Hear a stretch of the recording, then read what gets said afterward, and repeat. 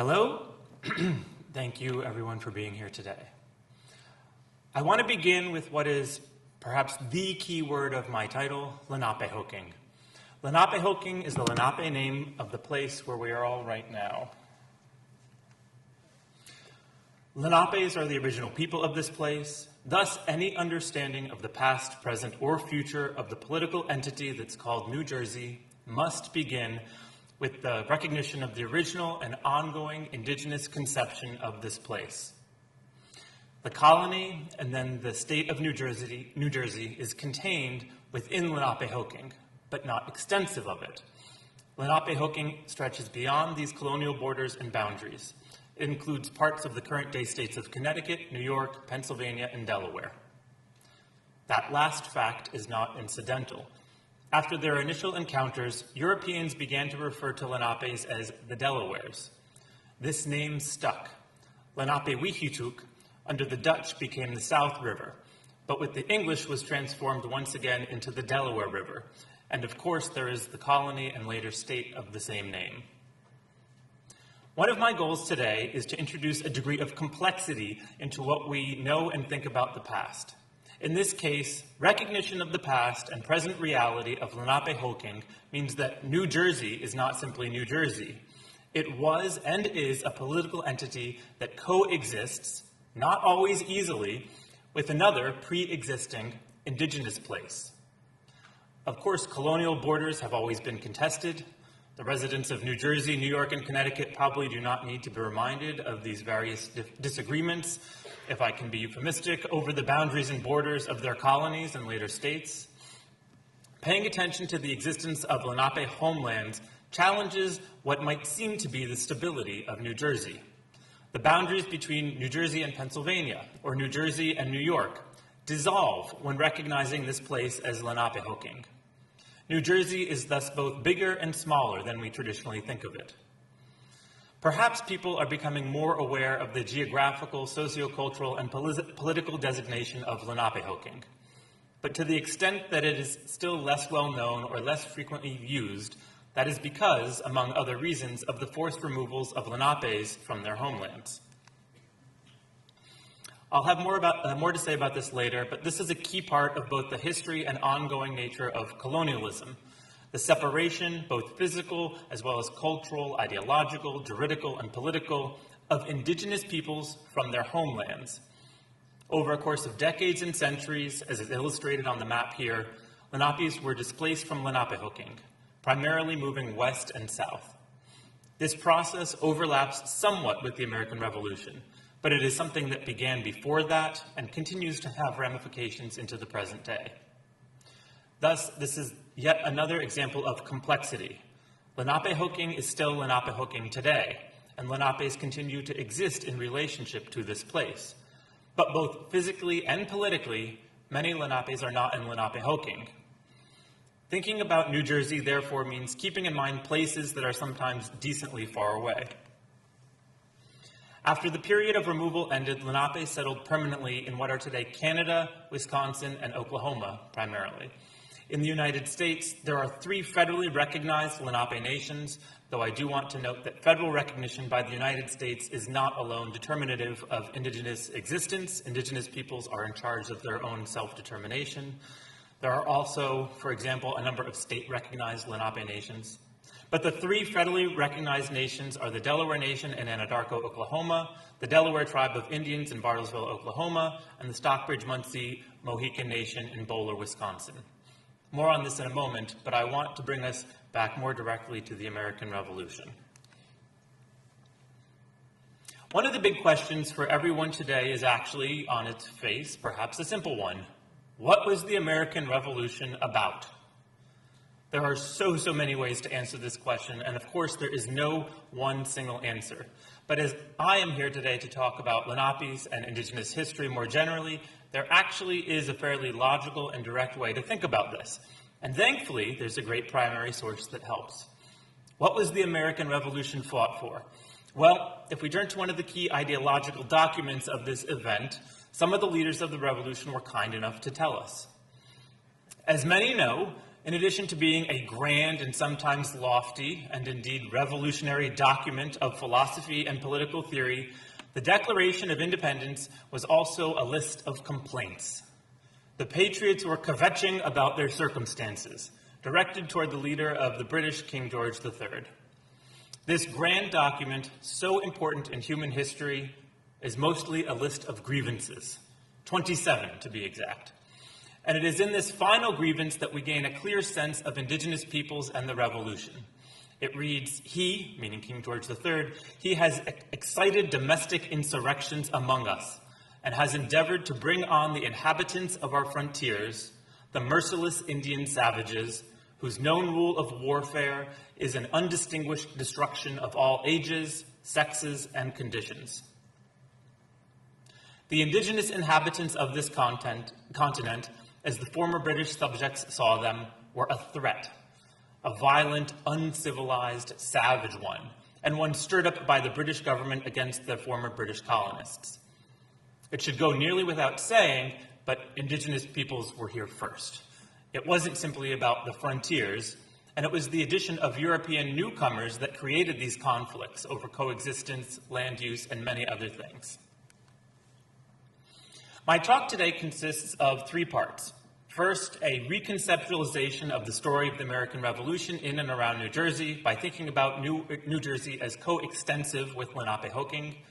Second, a handful of specific examples of the historical relationship between Lenapes and Euro-American settlers. And third, thinking about and looking at history, culture, and what some have called historical memory or popular history. 4 key concepts are at play in these discussions and are, I think, particularly useful for thinking and teaching about the American Revolution in New Jersey. These are geography, or how we conceive of, represent, and use land, space, place, and environments; ecology, the relationships between humans and their environments, as well as ideas about nature; sovereignty, how humans conceive of, relate to, and use power in relation to each other and to groups in the formation of political entities or states; and history, which I am calling our collective and often diverse and sometimes combative or contradictory attempts to understand and make meaning in relationship to the past. This is a somewhat standard definition of the useful distinction between the past and history. The past is simply everything that has ever happened up until right now, although this does not presume that there's one single, let alone one single unified story. History, however, is about us. It's about something that is done. It is about engagement, understanding, and meaning. History is a practice and is always in process. Since we're talking about terms, and I am here as someone who works on Native American history, talking to history educators, of which I am one, I want to briefly talk about how to talk about some of this stuff. There are too many words on this slide. Don't worry. Instead, I'll use too many words when I speak so that you don't have to read too many words. I should say at the outset a few more things about myself. I'm a trained scholar working in Native American history, but I am not Lenape. And though I currently live in Massachusetts, I am a proud son of New Jersey. Central New Jersey, it exists, we exist. I am also not Native or Indigenous at all. Thus, I come to the study of this history as mostly an outsider. We've heard a little bit today about the ethics of scholarship and research, so I want to get into this a bit more. My overly wordy academic self-identification, which you heard at the beginning, is that I'm a historian and art historian who works primarily at the intersection of Native American Indigenous studies, commonly called NAIS, and the environmental humanities. What's contained in all of that verbiage is the fact that I come out of some fairly traditional training and fields, history and art history, but that as someone working on Native American history, my thinking and work is highly informed by the interdisciplinary work of Native American and Indigenous studies. To make a potentially very long historiographical digression short, or at least shorter, history in the modern West, including in the United States, rests on a foundation of stories about societies, states, and elites that use written sources that survive from the past in order to explain the origins, rise, and dominance of Western civilization. Now, the current day practice of history has grown quite a lot since its earlier professional years in the 19th century. But for many Native peoples, especially many Native scholars, it wasn't quite changing fast enough or moving in the right directions. Native American and Indigenous Studies was thus founded as an interdisciplinary field for the thoughtful ethical study of Indigenous peoples. It involves many different fields and disciplines and addresses all sorts of topics and questions relating to Indigenous peoples. Its key interventions are: 1, centering Indigenous peoples, ideas, events, and voices, and 2, explaining how we know what we think we know. 2 other key aspects to NAIS.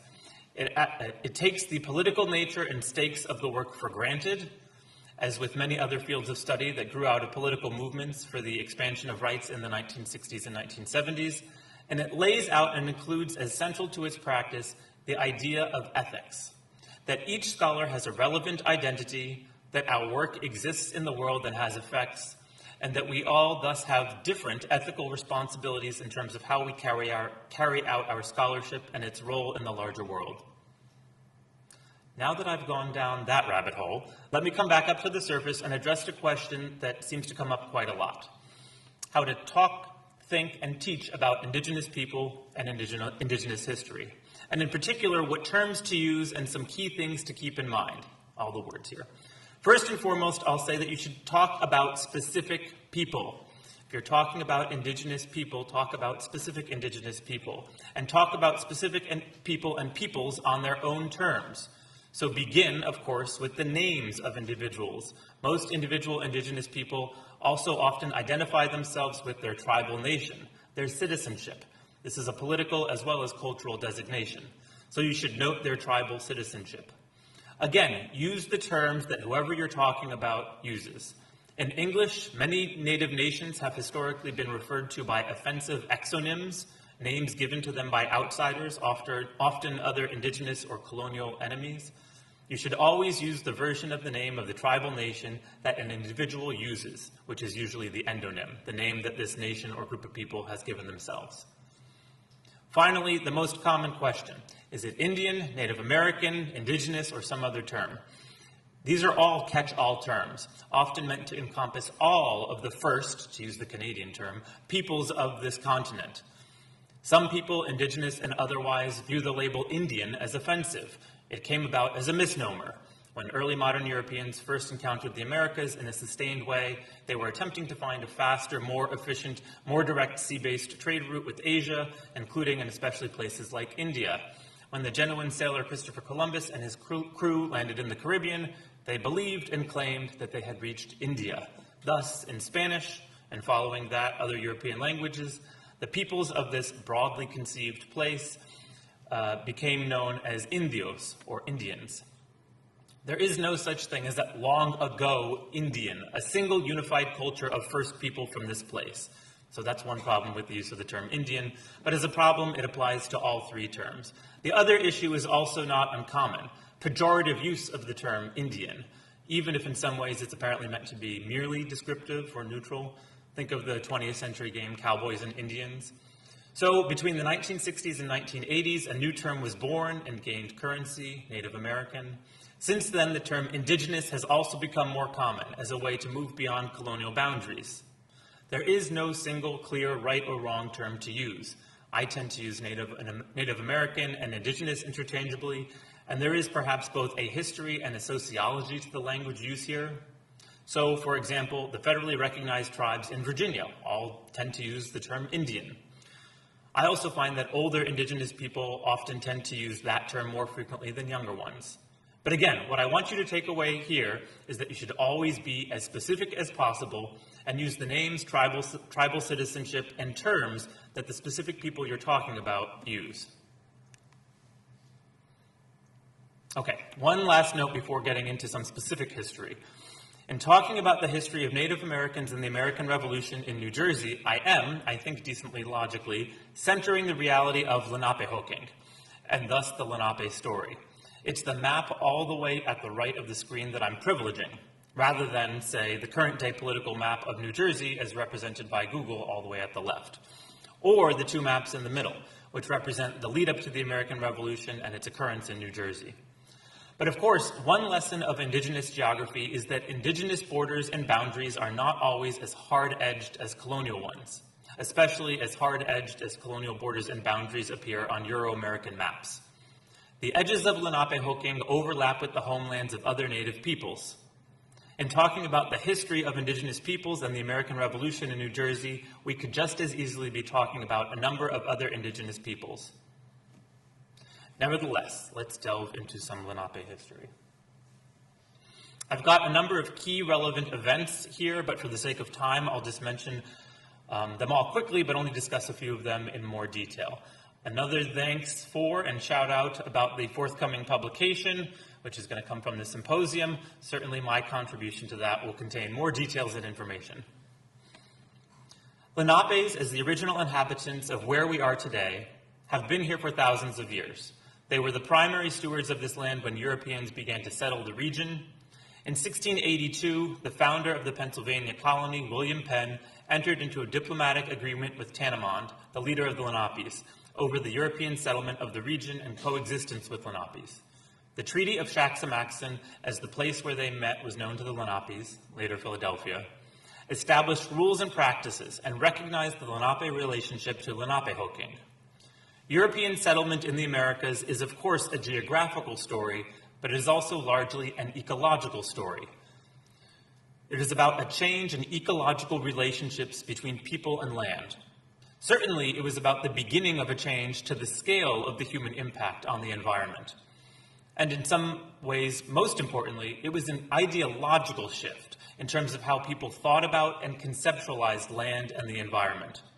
Lenapes and other indigenous people tend to see themselves as existing within ecosystems, environments, and habitats, rather than outside of them, as early modern Europeans thought of it. Lenapes and other indigenous peoples did not believe in private ownership, or ownership at all, of land, of the environment. Without reproducing what's often called the myth of the ecological Indian, it is certainly true that Lenapes and other indigenous peoples existed in less violent, harmful, or extractive ways in relationship to their environments than Euro-Americans. These changes didn't happen all at once, and again, many early interactions between indigenous peoples and Europeans were not necessarily violent or hostile to people or the environment. This was certainly at least somewhat true in the case of Lenapes with the Treaty of Shaxamaxon. But after Penn's death, his sons changed course and became more aggressive in their interactions with Lenapes and other indigenous peoples. Thus began Lenape displacement and removal. And again, the main basis for this was simply increased and expanded European settlement in, on, and around Lenapehoking. Europeans wanted, needed more land, and in their minds were perfectly in the right to take it. Successful positive coexistence continued its decline with the 1737 Walking Purchase, when colonists sneakily took control of more of Lenapehoking. Europeans did continue to recognize both the existence of Lenapes and their belonging to their homelands. Indian Mills was founded as essentially the first Native American reservation for Lenapes in New Jersey in 1757. As many of you know, the 18th century in North America was a politically volatile time. Before the fight between the Patriots and the British fought the French in North America for control of land.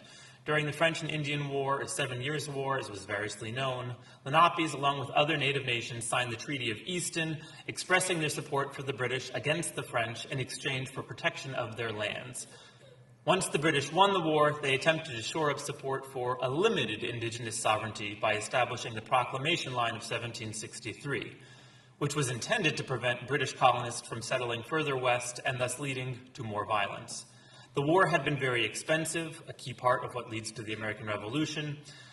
The British Empire was not specifically interested in indigenous sovereignty. It simply recognized that further incursions by settlers into indigenous territory would lead to conflict, which was costly. Of course, the British lost that battle. Here's my hot take. Whatever else it was about, the American Revolution was about taking indigenous land. Of their complaints against the British government, patriots were clear that they had a problem with conflict with indigenous peoples. They laid the blame at the feet of the empire, but in reality, the root of that was indeed the people on the ground. Many founders were in fact themselves land surveyors or otherwise directly participating in or trying to participate in acquiring more land. That land was, and still is, indigenous land. Thus, Lenapes and other indigenous peoples were seen as the enemy. Indigenous peoples and nations largely tried to remain neutral at the outset of the American Revolution. But eventually, Lenapes took a side. They supported the cause of the United States. So much so that under their leader at the time, White Eyes, they were the first to recognize the U.S. nation-state via the 1778 Fort Pitt Treaty. This was yet another attempt by Lenapes to make a diplomatic agreement that would, supposedly, protect what land claims of theirs were still respected by Europeans. The ways in which this would fail were made perhaps most acutely clear with the 1782 Gnadenhutten massacre, when almost 100 Christian Lenapes were killed in the Ohio country during the war. It became clear that despite numerous treaties, the United States had no intention of respecting Lenape lands, or even, at times, Lenape lives. There is, of course, a lot more to this story, but I do want to briefly talk about history, culture, and memory. So let me just say that this story is part of what we would now call settler colonialism. Settler colonialism is the basis on which the United States was founded as a sovereign state on these lands. The peoples who would later go on to found the United States had initially recognized indigenous belonging, including the relationship of Lenapes to Lenapehoking. But with the success of the war, recognition gave way to erasure and replacement. The European newcomers became the legitimate subjects of the new state, and Lenapes and other indigenous peoples were, literally, pushed to the side. I want to end by thinking about how we think about history, how we tell these stories, how we represent them. Here, for example, is Benjamin West's painting, showing what he saw as the comity of the Treaty of Saxe-Maxen. And of course, here is perhaps the most iconic image of the Revolution, if not all of American art. It's a wonderful, amazing painting. If you haven't seen the painting in person, it's in the Metropolitan Museum of Art in New York. Here's a photo that gives you a sense of the massive scale. There were, however, multiple versions of this story painted. This one is actually my favorite one in the MFA in Boston. But what does this image say? What sort of story does it tell about the American Revolution? According to Leutz's Washington crossing the Delaware, what was this event? What was it about? What did it or does it mean? I would suggest that according to this painting, it's about the heroism of the founding of this country. Again, it's a popular image, often reproduced and reinterpreted again and again. In this particular case by the Canadian Cree painter Kent Monkman, with an indigenous figure replacing George Washington. Of course, Leutz's painting does not convey to us that what George Washington and his men were crossing was Lenapehoking, and that as dramatic as the event is, an exciting and decisive attack against the Hessian British forces on a cold, icy Christmas day in 1776, it was a boat ride from one part of Lenapehoking to the other. I'm not going to read it, but the Mohawk artist Alan Michelson recently offered his own critique of this painting. And in a similar fashion, the Lenape artist Joe Baker has criticized the U.S. tradition of romantic landscape painting, in this case of an image of the Delaware Water Gap, part of the Delaware River. These 19th century artworks are examples of what might be called, to borrow the phrase from the theorist Renato Rosaldo, imperialist nostalgia. Euro-American landscape paintings obscuring the realities of Lenapehoking and other indigenous homelands, as well as the fact that that is part of what they are doing. This is a colonial history, a statement of not only what the story is, but who gets to tell it. Lenapes and other indigenous peoples have always told their own stories. They have always been their own historians, and they have held on to their relationships with their homelands. Recently, Lenape artist Joe Baker helped co-found the Lenape Art Center in New York, meant to celebrate and share Lenape history and culture. Just uptown, the Metropolitan Museum of Art has also recently begun to recognize the indigenous context of its home. Here's their recognition of being on Lenapehoking. I would never suggest simply ditching colonial art altogether. It is often visually compelling, but more importantly for us, it can often be an invitation to or an opportunity for a deeper conversation. In this case, for example, about the larger Lenape context of what's going on in this image. While our students don't always care about the past, people in general certainly do. Historic sites abound, and as we begin to celebrate the 250th anniversary of the founding of this country, clearly there is a desire, sometimes feigned or performative, sometimes sincere, to better understand the history of this place. Sites like the two Washington Crossing parks, one in New Jersey and one in Pennsylvania, will certainly see an increase in visitor attendance, for example. Public history sites are great opportunities for engaging with the past. But as Professor Veit told us this morning, these are also opportunities to talk back to the stories they tell. Well, both great historic sites, they largely perpetuate the story of founding heroism when it comes to Lenape's and Indigenous history. It's tricky, I do agree. Telling honest stories and having honest conversations about Lenape's and other Indigenous peoples in the history of the American Revolution is not necessarily going to result in historic stories, in heroic stories. But how do we celebrate this history? Or do we even celebrate it? These are not easy questions to answer. At the least, though, I would argue that we must ask them. In the end, I default to both my training and my position. I'm simply here to talk about what's true. A great nation, any great nation, is only as great as it is able to have an honest conversation with itself about itself. So in honor of honesty, I'll end simply by noting that this is a photograph of Lenapehoking, a body of water first navigated by Lenapes, who have lived in relationship with their homelands, Lenapehoking, for hundreds, if not thousands of years. The American Revolution was a historical moment within the larger history of that relationship, one both materially and symbolically quite important. We live today in a world where both the reverberations of the American Revolution continue to be felt, but also where Lenapes continue to exist in relationship to Lenapehoking and Lenapehoking. A final note, much more to come, but if you're looking for sources about Indigenous history, start with Indigenous peoples. Tribal nations have their own professional historians, they have their own websites. Go there first. Check them out. Thank you.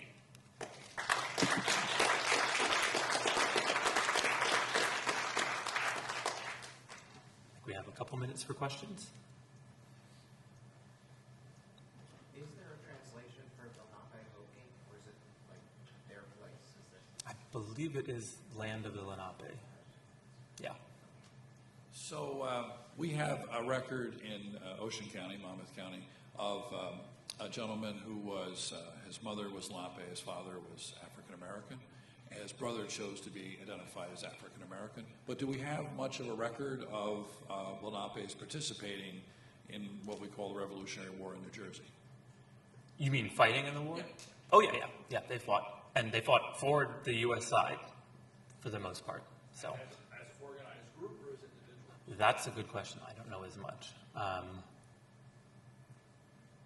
Yeah, were there active regiments? The main awkward, I don't know what to call it, story of Lenapes in the Revolution geographically is that they are physically displaced, right? This continues to be their homeland, but physically where they are is further west, in what is now Pennsylvania or Ohio, for the most part.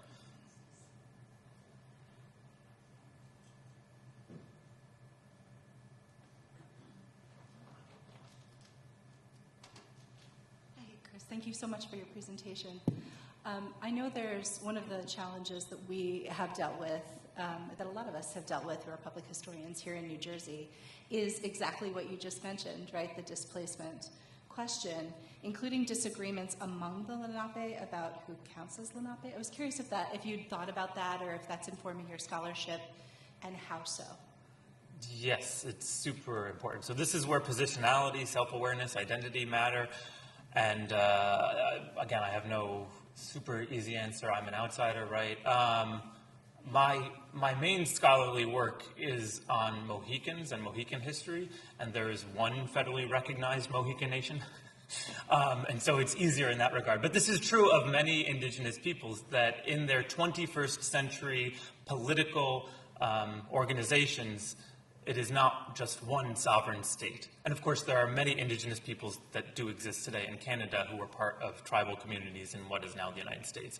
So it is fractured. And as someone who lives in New England and studies the border of the Northeast that includes New England, this continues to be, for lack of a better word, highly controversial, especially as an outsider, sometimes watching these conversations, sometimes conflicts that happen between different indigenous communities, claims of authenticity or the right to speak. As far as I'm aware, for Lenapes, the tribes sort of coexist.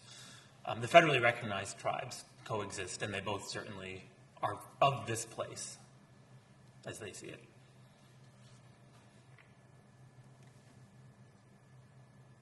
Hi, I don't have a formal degree in history. My background is mainly in researching family history, and a lot of it leads to interesting places. But I just wanted to point out, somebody was speaking a moment or so ago about a presentation, I believe that was given by the Ocean County Historical Society. And from what I got from that is there is a group of Lenape in New Jersey that is currently seeking recognition, I believe, at the federal level. And the person who gave the talk was very interesting, and you might try reaching out. You could probably get some interesting information about that from them. Yeah, thank you. Yes, there are multiple efforts at the moment for both state and federal Lenape, additional state and federal Lenape tribal recognition cases. So stay tuned. Thank you.